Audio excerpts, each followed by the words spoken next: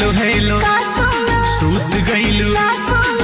शिल्पी जी के तो रील 10 मिलियन गइल बा, 10 मिलियन लोग देखले बावे। इतना सपोर्ट शिल्पी जी कइले बनी हमरा के गाना के लेके, हेलो हेलो का सोना के। और सबसे बड़न तो सपोर्ट बावे काजल राज जी के। इतना हेलो हेलो सूत गइलू। हेलो हेलो जो गाना है वो टुनटुन लाल यादव जी चुरा कर गा दिए हैं। टुनटुन लाल यादव जी मेरा वीडियो आप देखे होंगे तो शायद भैया को फोन करके आप माफी मांगे होंगे। माफी मांगे हैं टुनटुन यादव? ना माफी कहाँ, इजा तो चोरी भी करे के बा, सीना जोरी भी करे के बा। हेलो हेलो का सोना सूत गइलू ना सोना, कि तहरा बिना नींद आवे ना हो। खाना खैलू ह ना सोना, पढ़े गइलू ह ना सोना, अरे कि मनवा पढ़ाई में लागे ना हो।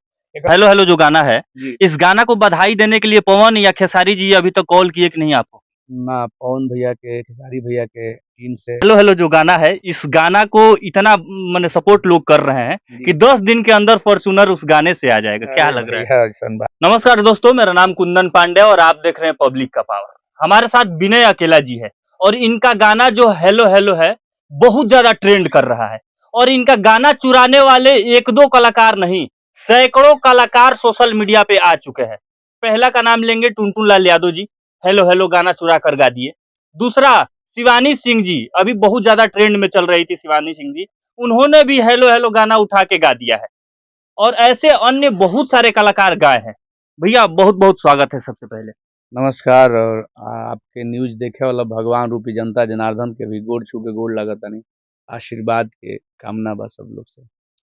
आशीर्वाद तो दर्शक के लिए मांगतनी, उ जी। कलाकार से का कहल चाहब जे चोरा चोरा के गावता? अब कलाकार के का कहीं, कलाकार के इतना रोला गिरगिला के बाद भी देखी सबसे मरल और गिरल उ होला जे जे केहू से कुछ मांगेला और ओकरो से 5 गुना गिरल उ होला कि इतना रोला गिरगिला के बाद भी ओकरा के कुछ ना देला। तो अगर इतना रोला गिरगिला के बाद भी लोग के कोनो फर्क पड़त नहीं खते, एकरा के भोजपुरी में लोग कहेला एकरा के बेइज्जता, जेकरा लगे कोनो इज्जत ना होखे, जेकरा लगे कोनो तरह के संस्कार ना होखे। ठीक बा, अगर हमरा के नुकसान पहुंचा के तारा लोग बुझा तारा लोग कि हम 2-4-10 करोड़ रुपया कमा लेम तो दिल बड़का बात, तू लोग खूब कमा लोगिन। लेकिन हम 100 बेर इहे बात कहेम कि हम सच्चाई के साथे बानी। ई 100% सत्य बा कि हेलो हेलो का सोना गाना विनय अकेला का है। एगो गरीब कलाकार के, एगो स्ट्रगल करे वाला बहुत ही गरीब फैमिली से आवेला विनय अकेला, उनके हवे। तो ये हमेशा उहे रही। हमरा खातिर इतना लोग पोस्ट कइले बा कि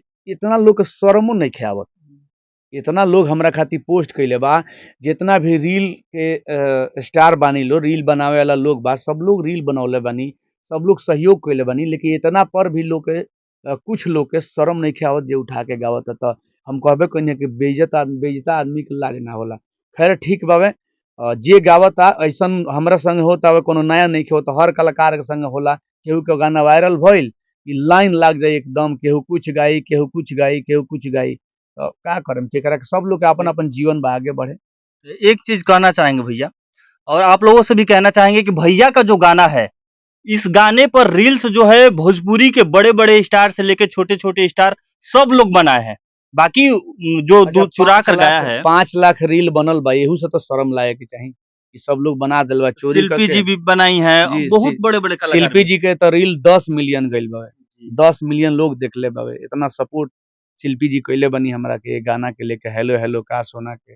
और सबसे बड़न तो सपोर्ट बावे काजल राज जी के। इतना ज्यादा सपोर्ट कइले बनी, इतना ज्यादा सहयोग कइले बनी, रील बना के, वीडियो शूट करके, प्रमोशन वीडियो के हमनी के कइले बनी सन, भाग दौड़ के एकदम भूखे प्यासे घूम घूम के लोग से रिक्वेस्ट कर बनी सन कि भैया रील बनाइए। सब लोग सपोर्ट कइले बा। हेलो हेलो जो गाना है वो टुनटुन लाल यादव जी चुरा कर गा दिए हैं। टुनटुन लाल यादव जी मेरा वीडियो आप देखे होंगे तो शायद भैया को फोन करके आप माफी मांगे होंगे। माफी मांगे हैं टुनटुन यादव? ना माफी कहाँ, एजा तो चोरी भी करे के बा, सीना जोरी भी करे के बा। कोनो बात नइखे, माफी के कोनो सवाले नइखे आवत। अ, जेकर नाम रउआ धर तनी, हम केहू के नाम तो धरे के नइखी चाहत, सब लोग सामर्थी आदमी बा। लेकिन जेकर केहू ना होला ओकर भगवान होला। भगवान होले, जनता जनार्दन के आशीर्वाद होला। काहे से कि अगर जे भी कलाकार बा जीरो से अगर ऊपर गइल बा हीरो बनल बा त एमे 100% श्रेय बावे श्रोता के, सुनवैया के। टोटल व्यू कितना चल गइल बा हेलो हेलो गाना के? टोटल व्यू हमरा हिसाब से हम आर्टिस्ट हई तो आर्टिस्ट वेरीफाई बा हमरा पर ओटीटी के मिला के टोटल व्यू हो गइल बा 12 मिलियन। 12 मिलियन? जी 12 मिलियन यूट्यूब पे व्यू हो गइल बावे। काहे से कि जे भी डलले बा केहू के 5 लाख बा, केहू के 3 लाख बा, केहू के 4 लाख बा, केहू के 50,000 बा, 20,000 बा, कम से कम 100-200 चैनल पर लोग चढ़ैले बा। हालांकि ई प्यार बा, हम साफा मना कर दिल बनी कि किसी को किसी तरह का कॉपीराइट नहीं देना है, ना किसी को किसी तरह का नुकसान पहुंचाना है। सब लोग चढ़ा रहे हैं काहे से कि लोग आवाज दबा दीनु जी। अगर पब्लिक हमर भगवान हमरा लोग खातिर पोस्ट ना कइले रहती तो पते ना लागे केहू के कि विनय अकेला ह के। आखिर विनय अकेला के नाम केकर ह, हेलो हेलो का सोना गाना केकर ह। ई तो बहुत बड़हन सहयोग बा श्रोता वक्ता लोग के, हमरा गायक भोजपुरी इंडस्ट्री से जुड़ल भैया लोग के, गायक लोग के, गायिका लोग के, एक्ट्रेस डायरेक्टर, मतलब हर टेक्नीशियन के कि हमरा खातिर इतना बड़हन कदम उठा के एगो पोस्ट कइले बानी, तो ई बहुत बड़हन सहयोग बा मने हमरा खातिर। भोजपुरी में गाना चुराने वाले लोगों पे अभी भी आपको विश्वास है ना जी? विश्वास के बात नहीं खे। अब हमार अब राउर चोरिए कइल अगर एथी बन जाओ कि हम कुछ करम चोरिए करम त रउआ के केतनो अथी दवाई पिया दिहल जाई, चाहे कान में जड़ी डाल दिहल जाई, चाहे रउआ पर जोग टोन क दिहल जाई, त राउर स्वभाव जब चोर के बावे त रउआ जीवन भर चोरिए करम। काहे से कि कहल जाला कि जैसन खाएम अन्न वैसने होई मन। रउआ संगे कैसन लोग रहता, कैसन इर्द-गिर्द आदमी के संगे रउआ रहतनी, ओहिंगा राउर बुद्धि हो जाला। अब ई गाना पर एक आध गो और गाना आवता कि hello hello Yadav ji, hello hello बबुआन जी, हेलो हेलो पंडितान जी। ई कैसन कुल गाना है? ई बहुत लोग गा देले बा। अभी सुनतनी है कि हेलो हेलो बबुआन जी, हेलो हेलो जादव जी, हेलो हेलो पंडितान जी। तो का भइल बा, कुछ भी हो सकता है।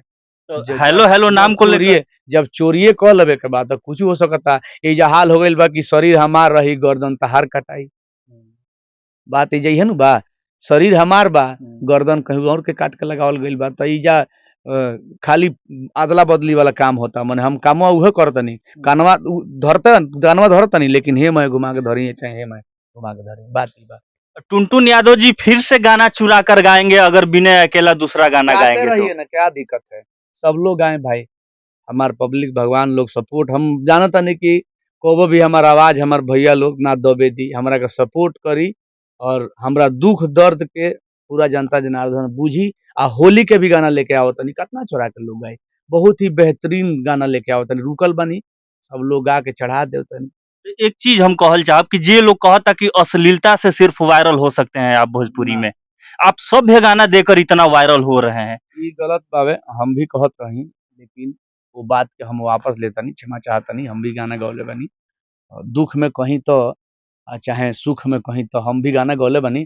लेकिन कोनो भी कलाकार अ, अपना खुशी मन से ई ना चाहेला कि हम अश्लील गाना लेके आई, कोनो अश्लील तरह के बात समाज में रखी जौना से समाज में विद्रूपता फैले, आहट पहुँचे लोग के मन के, लोग के विचार के। एकरा खातिर क्षमा चाहतनी और रउआ न्यूज़ के माध्यम से पहले भी कहनी, अभी भी कहतनी कि हम पूरा एकदम वादा करतनी रउआ लोग से कि जेंगा हेलो हेलो का गाना के रउआ लोग अमर बना देम। हम जानतनी कि ई गाना अमर हो गइल बा।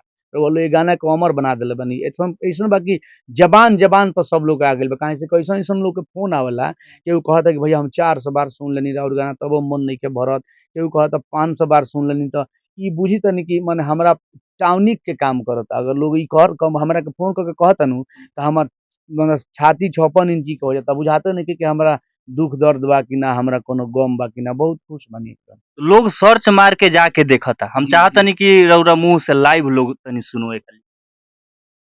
गाना बावे हमार छोट भाई बबलू कुमार जी के लिखल ह, विकास यादव जी के म्यूजिक बा और काजल राज जी एक्टिंग कइले बानी। केटीएम फिल्म से छूटल बा, हम और शिल्पी राज जी गौले बानी सन। गाना बा हेलो हेलो का सोना सूत गइलू ना सोना, हेलो हेलो का सोना सूत गइलू ना सोना, कि तहरा बिना नींद आवे ना हो, खाना खइलू ह ना सोना, पढ़े गइलू ह ना सोना, अरे कि मनवा पढ़ाई में लागे ना हो। एकर लास्ट वाला लाइन इतना बढ़िया बा, याद आवता ना सोना ढेर सतावता ना सोना, अरे तहरा तो याद हमारा वे ना हो, हेलो हेलो का सोना सूत गईलू ना सोना हो। धन्यवाद। हम बहुत सारे भोजपुरी सिंगर लोगों का इंटरव्यू किए हैं, वो लोग कहते हैं कि अश्लीलता गाइए और हिट हो जाइए, लेकिन उन लोगों को जवाब देने के लिए विनय अकेला जी एक ऐसा गाना लेके आ चुके हैं मार्केट में जो कि गर्दा मचा चुका है। भैया आपको सैल्यूट मेरे तरफ से, कि जो लोग ये बोलते थे कि सिर्फ अश्लीलता से ही भोजपुरी में वायरल हो सकते हैं, उन जी लोगों का जी अच्छा जवाब दिए हैं आप। ई तो गलत बात बा। हम भी पहले कहत रहनी है, लेकिन जब आँखी से जब देख लेनी पब्लिक के प्यार और सपोर्ट, तो हम अपन जबान तो वापस लेनी है, माफी भी मांगत नहीं सब लोग से। प्रयास बावे कि रउआ लोग भी प्रयास करी कि अच्छा गाना ही लेके आई, काहे से कि समाज में देखिए एगो इतना बढ़िया गाना के लोग कितना सपोर्ट कइले बा, कितना प्यार देले बा। ई समझी कि मतलब ई हमरा खातिर एगो ना कहल जाला कि अमृत के घड़ा वाला काम भइल बा, कि एगो अमृत के घड़ा मिल गइल बा, बस आशीर्वाद से। हेलो हेलो कौन जो हेलो हेलो जो गाना है, जी। इस गाना को बधाई देने के लिए पवन या खेसारी जी अभी तक कॉल किए कि नहीं आपको? ना पवन भैया के, खेसारी भैया के टीम से फ़ोन नइखे आइल। भैया लोग समर सिंह भैया फ़ोन कइले रहनी हमरा के। समर भैया दिल के राजा हईं। समर भैया के प्रणाम बा, बहुत-बहुत धन्यवाद भैया। हमरा के भैया फ़ोन कइनी है, भैया आशीर्वाद देनी है, भैया हिम्मत जतौनी है कि बाबू ऐसे ही मेहनत करते रहो, खूब आगे बढ़ो, जाने दो कोई चुरा के गा रहा है, गाने दो। तुम्हारा गाना अच्छा है, ये हम कह रहे हैं कि तुम्हारा गाना ओरिजिनल है, तुम खूब आगे बढ़ो, एकदम खुश रहो एकदम। अगर पवन सिंह जी फ़ोन करके आपसे कहते हैं कि हेलो हेलो गाना हम भी गा लें, तो आप क्या परमिशन दीजिएगा उनको? पवन भैया अइसन कहबे ना करिहन। पवन भैया दिल के राजा हउवन। पवन भैया भी एगो हमरे अइसन गरीब परिवार से ही उठ के संघर्ष करके ऊपर गइल बाड़न। तो पवन भैया, खेसारी भैया तो कबो एगो गरीब के संगे अन्याय ना करी लोग। जे करता ओकरा के देखी हम कहनी है ना, ई संस्कार के खेल बावे। एगो मने खुलेआम कहल चाहत तनी कि टुनटुन यादव के अंदर संस्कार नइखे। जेकरा अंदर अइसन हम केहू के नइखी, अकेले एगो टुनटुन यादव के नइखी कैसे दोष दे सकतानी टुनटुन यादव के। उनका अइसन 200 लोग गौले बा। 200 अच्छा, देखा-देखी पाप, देखा-देखी पुण्य बावे। तो अगर जेकरा लगे संस्कार, अब इतना रोवाला गिड़गिड़ैले के बाद भी अगर लोग रउरा के नइखे बकसत, रउआ गाना के नइखे छोड़त, ओकरा के चोरा के गावता, त ई तो संस्कारे के दोष हो सकेला। शिवानी सिंह जी कबो चोरा के ना गइले रही, इहो उठा के गा देले बली ये राउर तरह गाना। के विश्वास हालाँकि ना रहे ये सब कलाकार से, काहे से कि सब लोग सम्मानित कलाकार ह। लेकिन ठीक बा, आप लोग अगर अपने से लोग के नज़र में गिरत हईं तो अलग के बात बावे। हम तो खुद गिरल बढ़ले बानी, टूटल बढ़ले बानी, एगो बहुत ही गरीब फैमिली से बानी। लेकिन देखी, अ, अच्छा तो नहिए बीती। ई सब पैसा रसे वाला पैसा ना ह। अगर केहू गरीब के दुखा के और रउआ कमा के और बंगला बना ली, बढ़िया-बढ़िया गाड़ी खरीद ली, कुछो हो जाई। अच्छा, 2 लाख 4 लाख व्यू से का हो जाई? क रुपया लोग कमा ली कि गाड़ी बंगला खरीद ली, क ली। लेकिन फिर भी लोग के नइखे बुझात, त ठीक बा भाई, कोई नहीं। अरे कम से कम एगो कलाकार के तो रउआ लोग सहयोग करी, काहे से कि रउआ लोग भी कलाकार बनी। हो सकता है कि कौनो कौनो दिन रउआ लोग के भाग्य में भगवान लिखले हो कि पब्लिक का आशीर्वाद मिल जाओ कि एगो गाना 500 मिलियन चल जाई। ओ दिन अगर 2000 कलाकार उठा के लगे गावे, तो रउआ लोग के साथे भी इहे हाल होई कि या तो रउआ लोग के रोए गावे के पड़ी, ना तो सुसाइड करे के पड़ी। दोसर कौनो उपाय नइखे। हमको लगता है कि हेलो हेलो जो गाना है, इस गाना को इतना मने सपोर्ट लोग कर रहे हैं कि जी। 10 दिन के अंदर फॉर्च्यूनर उस गाने से आ जाएगा। क्या अरे लग रहा है? भैया ऐसन बात नइखे। ठीक बा, ई तो जनता जनार्दन के आशीर्वाद बा, और अगर आशीर्वाद मिली तो सब कुछ संभव बा। देखिए, फॉर्च्यूनर आ अब जाई। देख फॉर्च्यूनर के बात नइखे, कोनो जरूरी नइखे कि अभी तो कुछू नइखे। डिफेंडर के जरूरत बा ना ना जी। अइसन बात नइखे, पब्लिक आशीर्वाद देव। अब भगवान लोग चाही तो हमरा के जगुआरों में चढ़ा दी, रोल्स रॉयल्स में चढ़ा दी। ना चाही, आशीर्वाद ना मिली तो हमर साइकिल किने के भी औकात नइखे। दर्शक के आशीर्वाद खुल के आ गइल बा। जी। बस असही होली लेके आओ तनी हम एक औरी गाना, बहुत ही बेहतरीन गाना लेके आओ तनी। लव सॉन्ग 2 दिन में 3 दिन में हमने के एक ही गो गाना के शूटिंग कइले बानी सन। बहुत बड़ा गाना शूट बा।